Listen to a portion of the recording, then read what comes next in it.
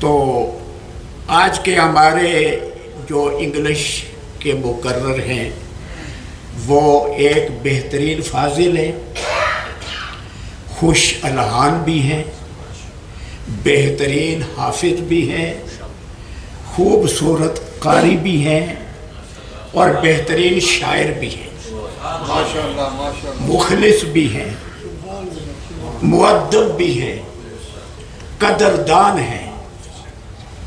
मेरी मुराद अजीज़ मुहतरम जनाब अल हाफिज कारी जनाब अमजद महमूद साहिब नक्शबंदी मुजद्दिदी हैं, जो कि जामिया हारूनिया में बड़ा खूबसूरत प्रोग्राम भी करते हैं, खिताबत के फ़राइज़ भी सर अंजाम देते हैं। मैं मुल्तमिस हूँ, अहलन व सहलन मरहबा, आध घंटा। नाराए तकबीर, नाराए रिसालत, नाराए हैदरी, नाराए ताक़ीब। ताजदारे खत्म नबूवत जिंदाबाद, ताजदारे खत्म नबूवत जिंदाबाद। बिस्मिल्लाहिर्रहमानिर्रहीम, अल्हम्दुलिल्लाहि रब्बिल आलमीन, वस्सलातु वस्सलामु अला सय्यिदिल अशरफिल अंबिया'i वल मुरसलीन व अला आलिहि व अस्हाबिहि व अज़वाजिहि व ज़ुर्रिय्यतिहि अजमईन। इन्नल्लाहा व मलाइकतहु युसल्लूना अलन नबी या अय्युहल्लज़ीना आमनू सल्लु अलैहि व सल्लिमू Taslima.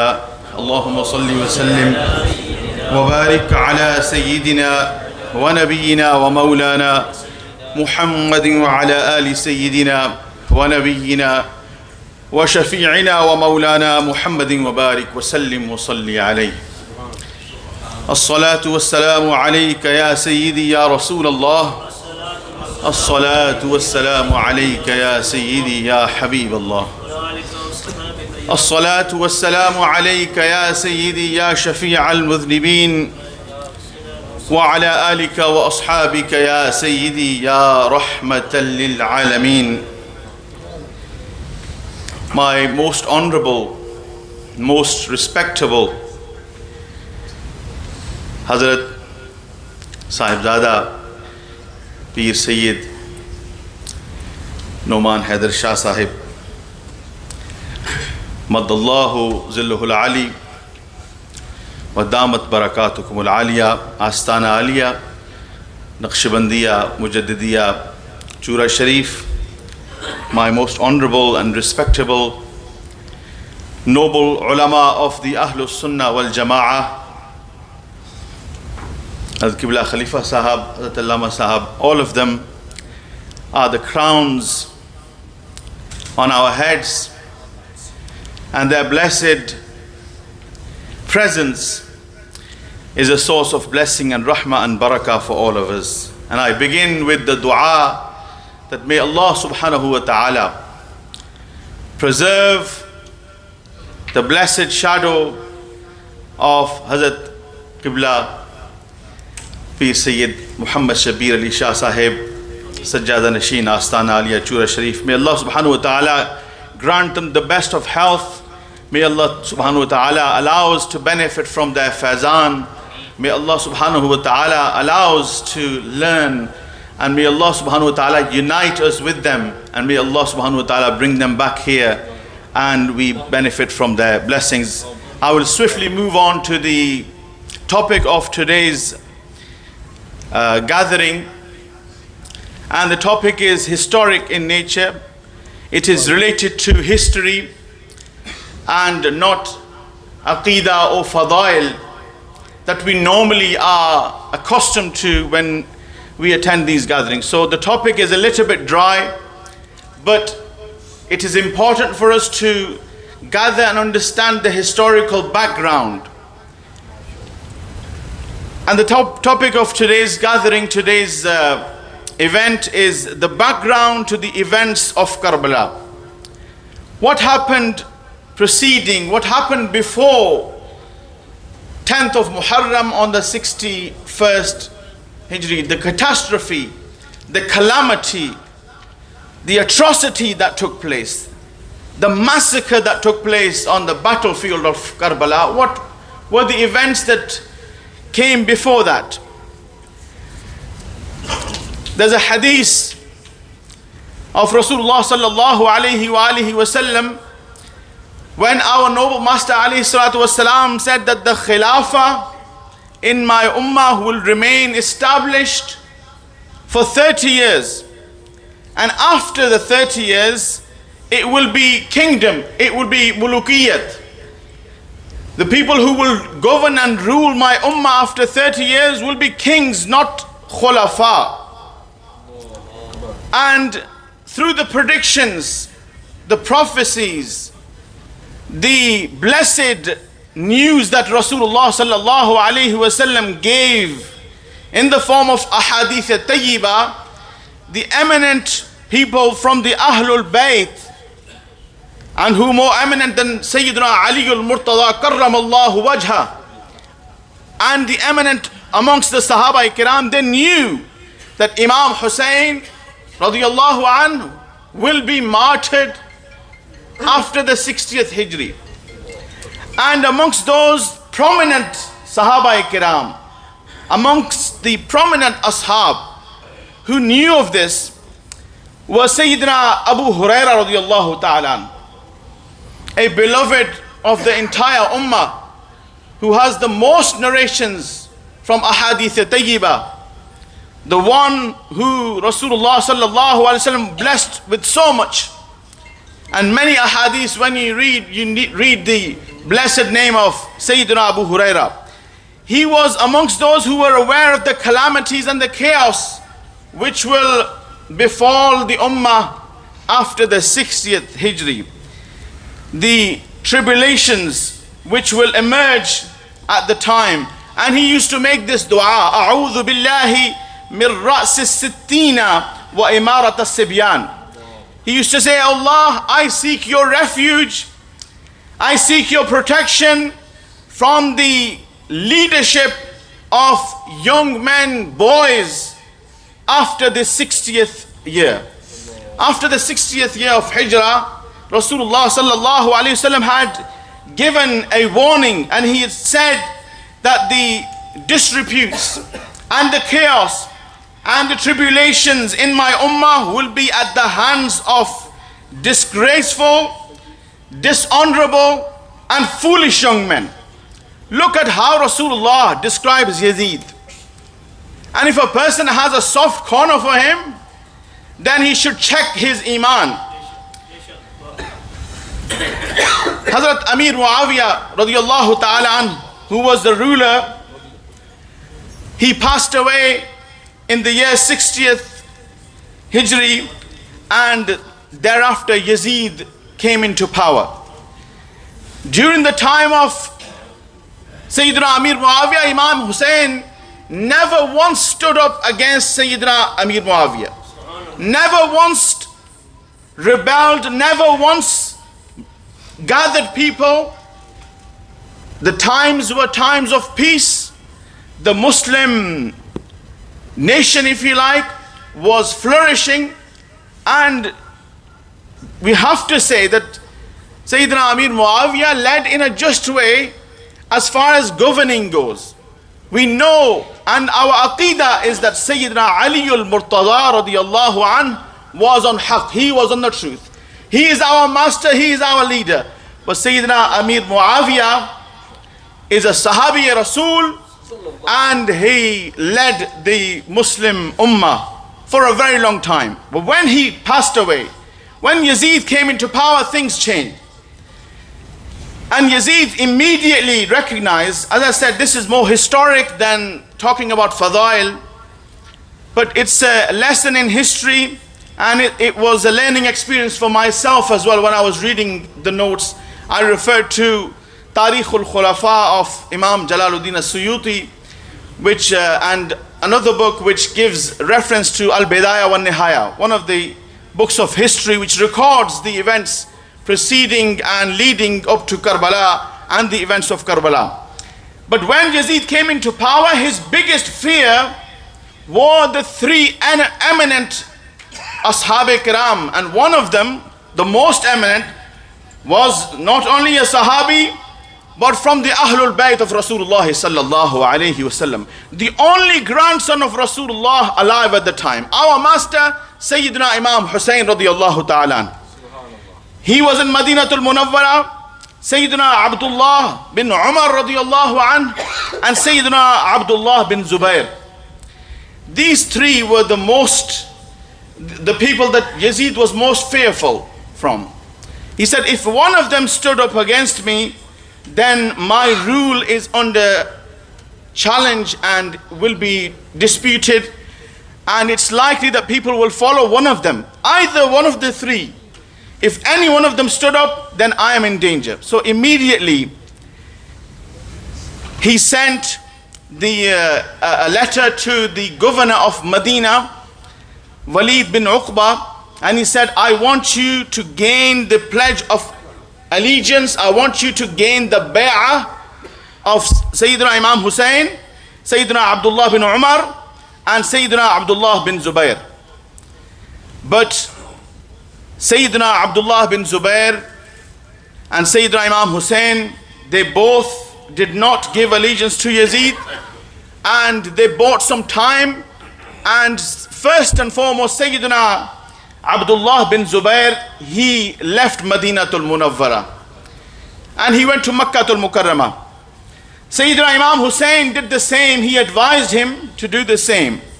He also left Madinatul Munawwara. If Imam Hussain had stayed in Madinatul Munawwara, the entire Medina would have stood up. He is the prince of Medina. He is the prince of the Ummah. He is the beloved of Rasulullah sallallahu alayhi wasallam. But to preserve the sanctity of Madinatul Munawwara, to preserve the honor of Madinatul Munawwara, to stop any bloodshed from happening in Madinatul Munawwara. Look how, when we visit Madinatul Munawwara, you tell me when you leave Medina, what is your heart like? Your heart is breaking up into pieces. This is us. 1500 years later, imagine the grandson of Rasulullah sallallahu alayhi wasallam, who played on his shoulders, who Rasulullah kissed and smelled, and who the Quran calls Nad'u abna'ana wa abna'akum, who is the son of Rasulullah by Nass Qati. Imagine him leaving Medina. Imagine the Ahlul Bayt. I often think when you visit Madinatul Munawwara and you think about Karbala, you think about Najaf, and you think these honorable and nobles were the residents of Medina. This is their city. Look how much love we have when we visit Medina.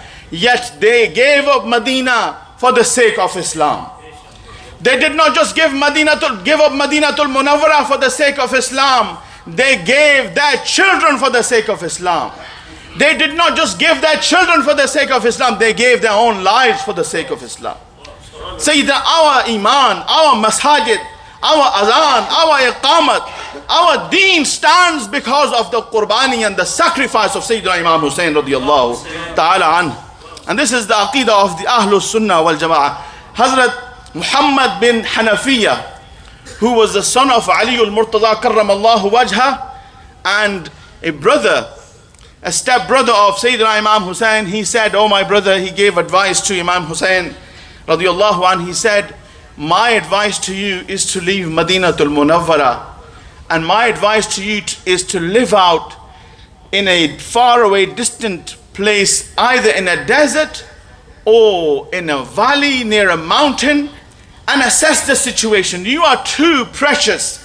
You are too precious for Yazid to send somebody to martyr you, and you are the leader of the Ummah. There is no one like you alive. So he said, that is my advice. Then assess the situation, oh my brother. Then make the right move. He gave him very valid advice. Sayyidina Imam Hussain thanked him for the advice. And accordingly, Sayyidina Imam Hussain left for Makkatul Mukarramah. And according to one riwayat, by the time Imam Hussain radiyallahu anhu, by the time he arrived in Makkatul Mukarramah, Yazid had already sent, because Abdullah bin Zubair, who I mentioned, he was already in Makkah, he had already traveled to Makkah. Yazid sent an army, and Yazid's soldiers attacked the helpers and the army if you like, of Abdullah bin Zubair, and Abdullah bin Zubair radiallahu anh, his companions, they basically defeated Yazid's army. Yazid's army had been ridiculed. So that gave confidence to Imam Hussein that people, when they stand up, they will be able to rebel against Yazid. And obviously this is common knowledge now. This is common knowledge. This does not need to be said. Yazid was not a befitting ruler of the Muslim Ummah. Yazid was a misguided, disgraceful person. A person of bad character, unworthy. And we are not talking about the prime ministers and the ministers 1500 years later. What we see now, we are talking about 60th Hijri. We are talking about just 60 years after the time of Rasulullah sallallahu alaihi wasallam, the best of creation, who purified the entire, yatlu alayhim ayatihi wa yuzakkihim wa yuallimuhumul kitaba wal hikmah, who purified and cleansed the entire society, who created the best of people, the likes of Sayyidina Abu Bakr and Umar and Uthman and Ali al-Murtada. These great mountains, these great towers of light. This is the time, so close to the time of Rasulullah sallallahu. And a person who drinks alcohol, a person who's a womanizer, a person who disregards the haram of Allah subhanahu wa ta'ala and the halal, he has no regard for the deen. How can Sayyidina Imam Hussein give allegiance to him? Let me say, Yazid does not look that bad compared to our current rulers in terms of his personal character. He was very brutal in what he did. But if you look at these bad characteristics, let me say they exist in most of the rulers of the 56 Muslim countries, illa masha'Allah. But we are talking about 60th Hijri. Sayyidina Imam Hussein, when he went to Makkah al-Mukarramah, these were the days of Dhul Hijjah. And when he arrived there, the people of Kufa, a city in Iraq, they started to write letters to Sayyidina Imam Hussein. And they said, "Oh Imam, if you come to Kufa, we will be able to stand up against Yazid. We will be able to gather a force against Yazid." And they were with him, and to a certain extent they were sincere, but they were very cowardly in their nature, and they were disloyal in their nature, and their habit was betrayal, and they had no courage. And they did the same with Sayyidina Ali al-Murtada, and same with Sayyidina Imam Hassan. And so when the letters arrived, Sayyidina Imam Hussein he decided that he would leave. And he decided in his mind that it was time for him to establish haqq, and time for him to establish amr bil ma'ruf, the order of, and to establish order of what is righteous, what is pious, in accordance with the Quran and Sunnah, and nahi anil munkar. He in his own mind, he was firm. And Allah subhanahu wa ta'ala says, فَإِذَا عَزَمْتَ فَتَوَكَّلْ عَلَى اللَّهِ. When you make an intention, when things are clear in your mind, فَإِذَا عَزَمْتَ فَتَوَكَّلْ, then trust in Allah. And Allah says, وَمَنْ يَتَوَكَّلْ عَلَى اللَّهِ فَهُوَ حَسْبُهُ. The one who puts his trust in Allah, Allah is sufficient for him. إِنَّ اللَّهَ يُحِبُّ الْمُتَوَكِّلِينَ. This is Imam Hussein's resolve. This is his character. Once he made up his mind, people gave advice. Sayyidina Abdullah ibn Abbas radiallahu anhu, he said, "Oh Imam, do not go to Kufa. The people of Kufa, they are betrayers. They are disloyal. They are liars," as the brother is saying here. "And they will let you down at the very last minute. They will leave you." Sayyidina Imam Hussein said that it is not about loyalty and disloyalty. Look at this, look at his wisdom, look at his courage and resolve. He said he knew the nature. If Abdullah ibn Abbas was a wise person, then Sayyidina Imam Hussein, he was the grandson of Rasulullah sallallahu alaihi wasallam. His father, ana madinatul ilmi wa aliyun babuha. He was the son of Ali al-Murtada. He knew, he said, it's not about loyalty or disloyalty. Now, they have written to me, they have called me. whether in their nature they are loyal or disloyal, brave or coward in their nature, whether they can stand up against the oppression or not. It's not that he didn't want to build an army. He said, they have called me, and they have, at the time where oppression is rampant, where we have an oppressor as Yazid, where rebellion against the sunnah of Rasulullah sallallahu alaihi wasallam is prevalent, where inventions, bid'at and kharafat are taking place, when fabrications are taking place, when the very principles of Islam are being mocked. How can I remain in Madinatul Munawwara and Makkatul Mukarramah, and just because the people of Kufa may betray me, stay here? No, I have to answer their call. And whether they stand with me or not, on the day of judgment, Allah subhanahu wa ta'ala will ask me. I am afraid that I will be questioned on the day of judgment. Oh Hussein, at your time, people were mocking Islam. At your time, the sunnah was being ridiculed. At your time, halal and haram were being disregarded. What did you do? He said, I am afraid that on the day of judgment I will be questioned. So when people say that when Imam Hussein found out that the people of Kufa were disloyal, why did he go towards a certain death? It is not a certain, he had made up his mind. He is the son of Asadullah al-Ghalib. He is not afraid of anyone. If a single person doesn't stand with Imam Hussein, it doesn't worry him. Asadullah al-Ghalib, Imam al-Mashariq wal-Magharib, Ali ibn Abi Talib, Karram Allah. He is the son of this lion of Allah subhanahu wa ta'ala. Narae Takbir, Narae Risalat, Narae Heddaria, Narae Heddaria. So the thought, when people say Imam Hussein left with women, left with children, Imam Hussein, they present him as a Muslim. He went and all of a sudden he found an army, and then he stood. No, he knew. Many people, many eminent Sahaba Ikram, you read the history and it becomes apparent. If it was anyone like us, we would have stopped in Makkatul Mukarramah. In fact, we would have fled Makkatul Mukarramah. We would have gone into the distant valleys and mountains. And he could have done that. In Islam, there is permission. There are 2 points. There are 2 standpoints. One is called rukhsat. Rukhsat means time and the circumstances are against you. You are a minority. You will be crushed if you stand up. You don't have arms. You don't have weapons. You don't have an army. You don't have, numbers. And oppression is taking place. And Islamophobia is taking place. Muslims are being killed. You are not obliged to stand up. Jihad does not become fard. You can actually take leave and go and gather yourself and leave the calamity. You are not meant to go towards certain death. That is called rukhsat. And there is another concept called azimat, that all of these circumstances, the clouds of death are looming. You have no power, you have no army, you have no soldiers, you have no numbers, but you have iman on your side. And you say, doesn't matter what will happen, I will go forward and I will establish haqq, and Allah will be with it. The people who establish azimat are very few in the entire history. In the entire history. And an ayah comes to mind. People who establish azimat, they say that Ibrahim alayhi salatu wasalam was on his own.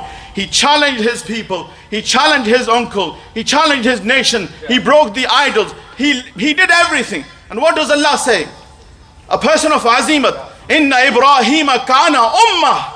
Ibrahim is a nation unto himself. He's not just one person. He's an ummah. Inna Ibrahima kana ummah. Qanitan lillahi hanifa. Similarly, you have some people who are not just one person. They are an entire nation. And Imam Hussein, let me say, he is an ummah unto himself as well. He's an ummah unto himself. He is the bravest of the brave. And this is azimat. So he established azimat. And then he also had wisdom as well. He did not head into certain death. He sent his cousin Sayyiduna Muslim bin Aqil to Kufa. And look at the circumstances, unprecedented. When Muslim bin Aqil radiallahu anh went to Kufa, on the first day 12,000 Kufans gave allegiance, bay'ah to Muslim bin Aqil, 12,000. And then within a few days, it was 18,000. Then eventually it was 30,000. So when it was 18,000, he wrote to Imam Hussein, he said, "Oh Imam, the circumstances are very favorable here. If you come and if you arrive in Kufa, there is a large number of people who will give allegiance to you." But then Kufans did what Kufans did before. They betrayed, they lied, they gave up, they turned their backs. And Sayyidina Muslim bin Aqil was staying with a lover of the Ahlul Bayt, Hani bin Urwa. And Hani bin Urwa gave refuge to Muslim bin Aqil. Eventually, through a spy, Hani bin Urwa was called by Ubaidullah ibn Ziyad, who was the governor of Kufa. Ubaidullah ibn Ziyad was specifically, people see, they have a soft corner for Yazid. No, Yazid wasn't directly involved. Ubaidullah ibn Ziyad was specifically appointed to the role of the governor of Kufa when Muslim bin Aqil came into power. Because Ubaidullah ibn Ziyad was brutal in his nature. Ubaidullah ibn Ziyad had no decency. And he had no love for the Ahlul Bayt. Ubaidullah ibn Ziyad, through a spy, called Hani bin Urwa. Hani bin Urwa was captured in the palace. And Hani bin Urwa, when he was captured and he was about to be martyred, Hazrat Muslim bin Aqil, he came to the palace, to the place of governance, and he sent a message to Ubaidullah ibn Ziyad, "You wanted me, I'm here." And there were 30,000 people behind Hazrat Muslim bin Aqil. But see, these oppressors, these brutal rulers, they have no courage. Muslim bin Aqil was standing at the door of the palace. But because he had 30,000 Kufans with him, Ubaidullah ibn Ziyad did not even come down and open the door. But then he started to plot and plan from the palace. He sent messages to the Kufans. He threatened them. He cut some heads and said, "I will do this to you." And one by one, in fact, in hundreds and thousands, the Kufans started to leave. Eventually, by the evening, only 30 people. From 30,000, only 30. Wafa is a big thing. Remain loyal with your deen, with your aqeedah, as Hazrat was saying. Don't be like the Kufans. They all left him. And then Hani bin Urwa was martyred. Eventually, Hazrat Muslim bin Aqil was martyred. And when Hazrat Muslim bin Aqil was martyred, when you read the story of Karbala, the animosity and the hatred that these people had for the Ahlul Bayt is absolutely shocking. There were two sons of Sayyidina Muslim bin Aqil, Sayyidina Muhammad and Sayyidina Ibrahim. And they were very young. And according to narrations, they were that young, they did not have a concept, just like very young children. They were left behind, and then people tried to assist them for them to travel back to Madinatul Munawwara. These are people of the Ahlul Bayt, children of the Ahlul Bayt. Ubaidullah ibn Ziyad, he said, "I will give horses and I will give gold and I will give a reward for the one who will tell me where the children of Muslim bin Aqila." Look at the hatred for the Ahlul Bayt. Look at the hatred for the Ahlul. Look at what Ahlul Bayt have gone through. Look how Islam has come to us. My brothers, and you watch Urtugul and all these.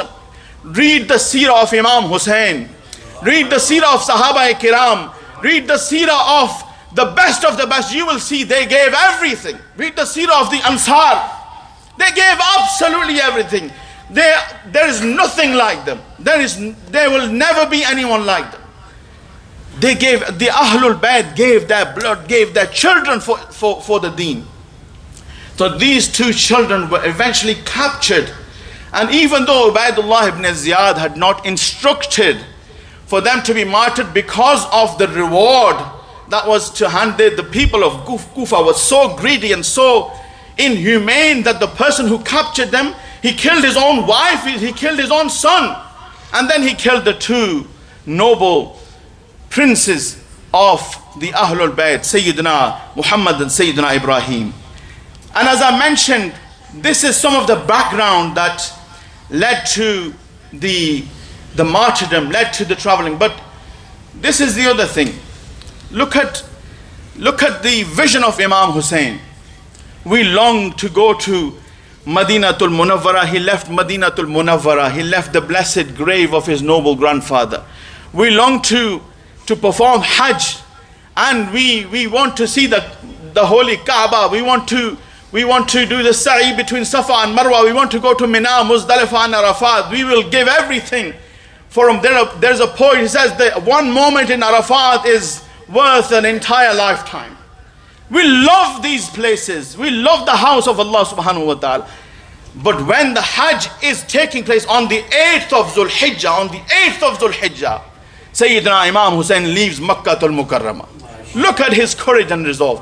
And I will finish on this. And then obviously he arrived, he started to get the news that things were not as they initially were planned.